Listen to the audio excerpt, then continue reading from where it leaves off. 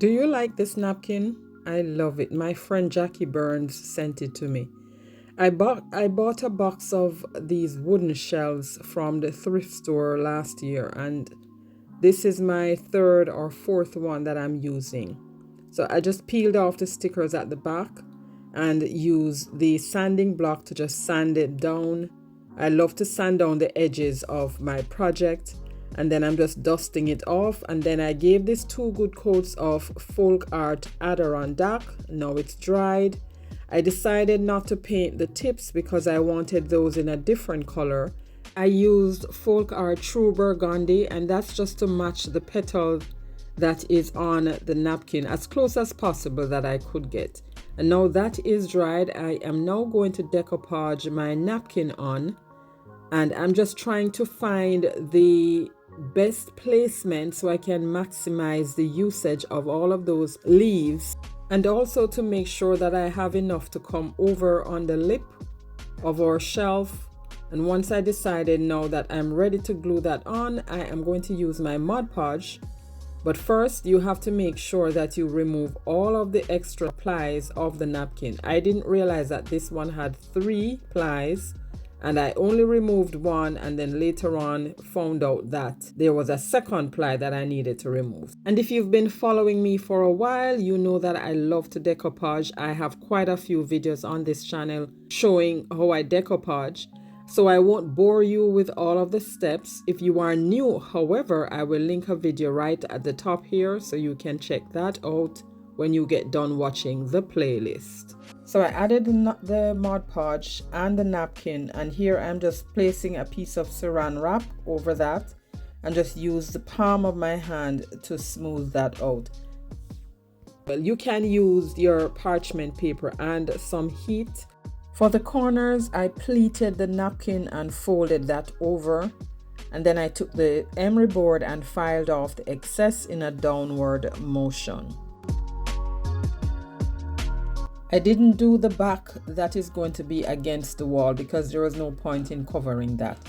And where the pegs are, this is how I chose to make room for that. I took a pen and just marked where I needed to snip a little hole over, and then you can separate the napkin, you can cut it in strips and lay them around the pegs, but I chose to mark where the pegs are and then just cut a little hole and then feed it over the pegs so that I have one piece, cohesive piece of napkin rather than in pieces. So that is how I chose to do this. Now, like I said, you can do it by just cutting the napkin in strips and working your way around the peg. It was a little tedious, but I got it done. Enjoying the content so far? Go ahead and hit that like button to support the video. And then, of course, the holes were not perfect, so I had to cut little strips off the napkin and just decoupage that to cover where the spaces were. Now to seal it, I'm using my Mod Podge Multi. This is 2-in-1, both Mod Podge and sealant. And I shook that up quite well and then just placed a little on top of the napkin and spread that and dried it with the heat, and that should be good enough for sealing.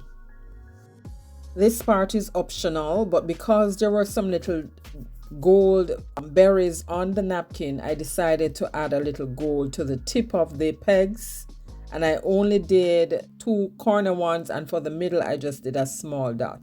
Then I flipped it over, mark where I needed to drill to add my hanger, sawtooth hanger, use my handy dandy Hardell drill, made 2 holes, added a little hot glue, and then placed the hanger inside the holes, and this completes this one. And I actually made 2. Love them. Stick around and you'll see more of this in the final reveal. Now this is What Would You Make, a monthly playlist that is hosted by myself and my friend Brenda from Rustic and Lace DIY, and every month we have a new guest host.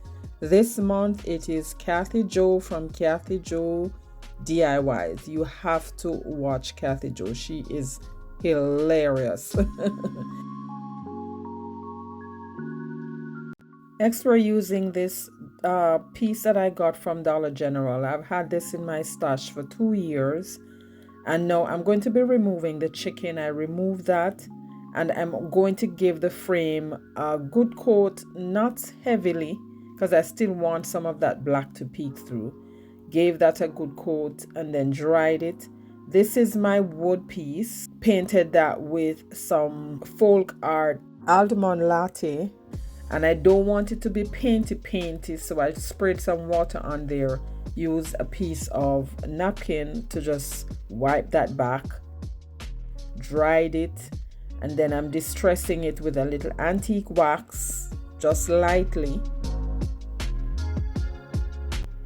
and just went over the frame to dirty that up a little bit.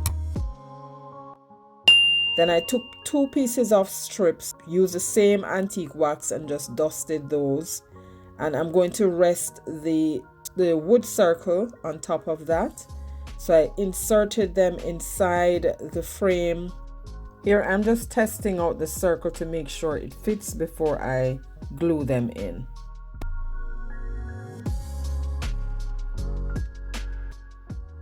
Then I took 2 half beads, glued them right in the middle because I wanted the circle to rest on top of that, and glued that down. Now here is my transfer. I've had this in my stash as well.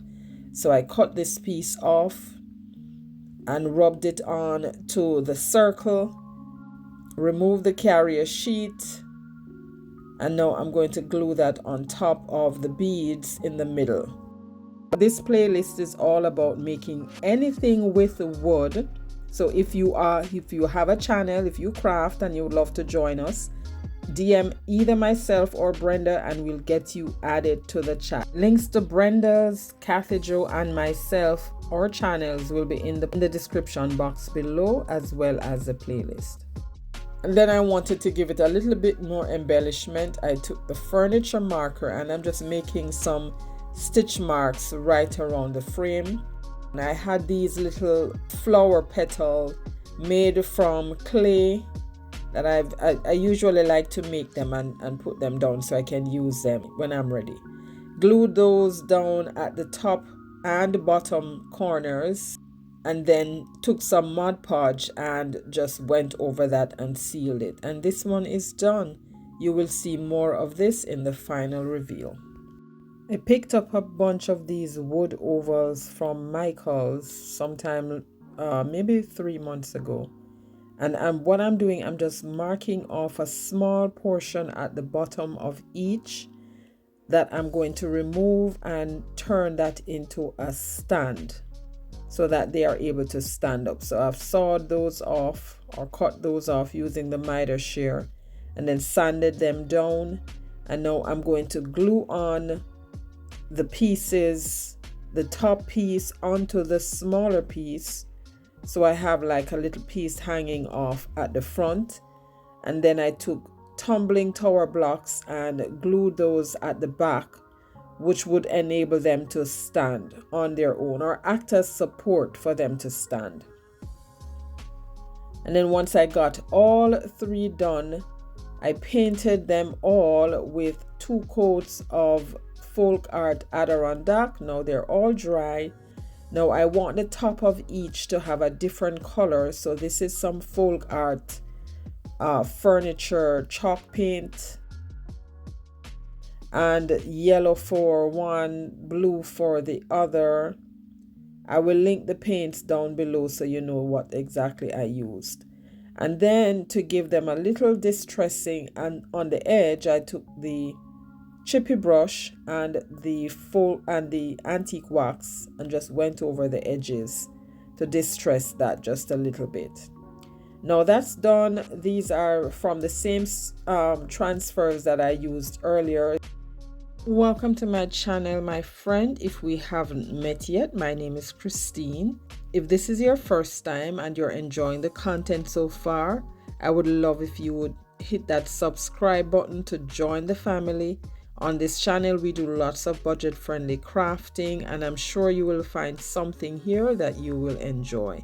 So go ahead and hit that subscribe button. Make sure to turn your notifications on as well so you don't miss when I upload my next video. So I peel them off, rub them on just like I did for the one earlier.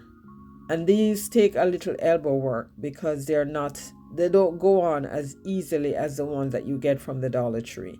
So you have to rub these on with a little bit more strength.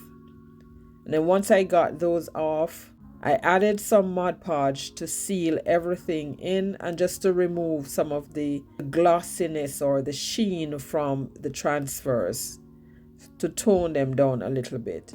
Now for further embellishment, I'm using some flowers. I have a bunch of these flowers that I had purchased from Sheen or Shane, if that's what you call it.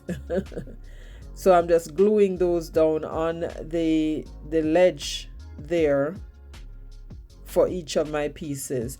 Now this one is a little shorter. That's why the ledge at the front is wider, because I cut off a lot more from that than I did for the other two. And I wanted something else at the top. I took a piece of jute cord and just glued down the end at the back and wrapped that 3 times and then glued that down. Made some little bows, tiny bows, glued that on one end or one edge or one side for each of these. For the 2 larger ones, they were on either side, and for the smaller one, that was in the middle. And these are done, friends. Let me know what you think about these. And we are here for our scripture. 2 Corinthians 10, 12, and 13. We do not dare to classify or compare ourselves with some who commend themselves. When they measure themselves by themselves and compare themselves with themselves, they are not wise. We, however, will not boast beyond proper limits, but will confine our boasting to the sphere of service God Himself has assigned to us, a sphere that also includes you, or He will rebuke you and prove you a liar. Now that's a whole lot, but it's best to go back and read that again. I love everything that I did in this video today, but that is just me. Guys, let me know which one is your favorite. I love how the spring triplet or trio pieces came out. Love those transfers. I also love the shelves and our little frame there. All of them, I love them, but let me know what you think.